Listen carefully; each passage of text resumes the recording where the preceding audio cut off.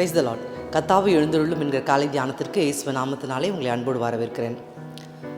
தானியேல் இருந்த காலத்திலே அந்த சிங்ககெபியானது அதனுடைய வாய் மேல் பகுதியில் இருந்தது. தானியேலை தூக்கி போட்டார்கள், வீசினார்கள் என்று எழுதப்பட்டிருக்கிறது.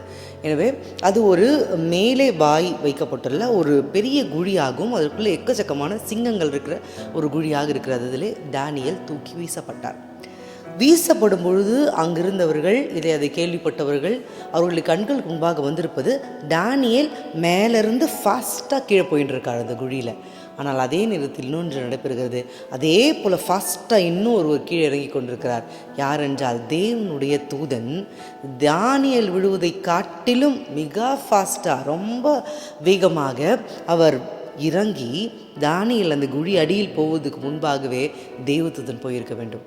ஏனென்றால் தானியேலை தேவன் தூதரை கொண்டு பாதுகாத்தார் என்று வேதவசனம் சொல்லுகிறது. அப்படி என்றால் இன்னொரு வசனம் என்ன சொல்கிறது? அவன் தன் தேவன் பேரில் விசுவாசித்திருந்தபடியால் அவனில் ஒரு சேதமும் காணப்படவில்லை. ஒரு சின்ன ஸ்க்ராட்ச் கூட இல்லை. மேலிருந்து கீழே வீசப்படுறாரு, அப்படியே தூக்கி வீசப்படுறாரு. அப்படின்னா எந்த அளவுக்கு இருந்திருக்கும் அவரோட வீசப்பட்டால் அப்படியே கீழே கூட அங்கங்கே அவர் அந்த பாறைகளை இடிப்படக்கூட நிறைய சான்சஸ் இருக்கிறது. எதுவுமே நடக்கலை. ஏன்னா அங்கே தேவதூதன் நின்று கொண்டு, அப்போ தானியேல் போகிறதுக்கு முன்னாடி அங்கே யார் இறங்கியாச்சு? தானியேலோட வேகத்தை காட்டிலும் தேவதூதன் வேகம் அதிகமாக இருந்திருக்கும். அவர் நின்று தானியேலை பாதுகாத்து கொண்டார். சிங்கங்கள் வாய்கள் கட்டப்பட்டது.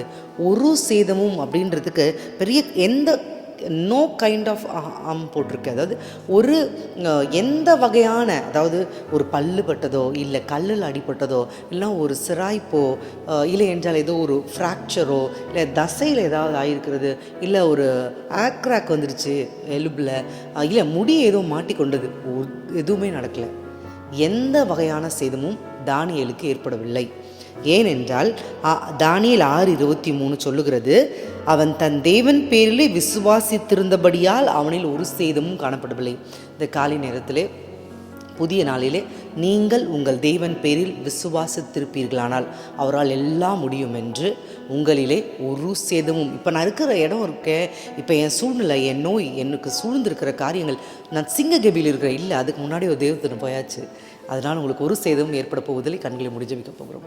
மகா கணத்திற்குரியவரே, உண்மை நாங்கள் தொழுகிறோம், உண்மை நாங்கள் வாழ்த்துக்கிறோம், உண்மை நாங்கள் வணங்குகிறோம். ஐயா, மலைகள் விலகினாலும் பருவங்களை பெயர்ந்தாலும் உடைய கிருபை மாத்திரம் எங்களோடு கூட இருந்து கொண்டே இருக்கிறது.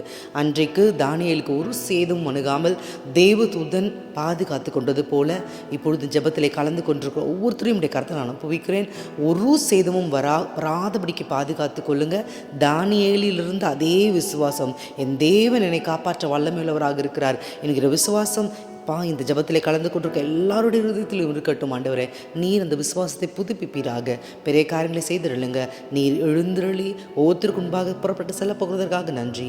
இயேசுவின் நாமத்தினால் ஜபத்தில் எடுக்கிறோம் எங்கள் அன்பு தந்தையே, ஆமென்.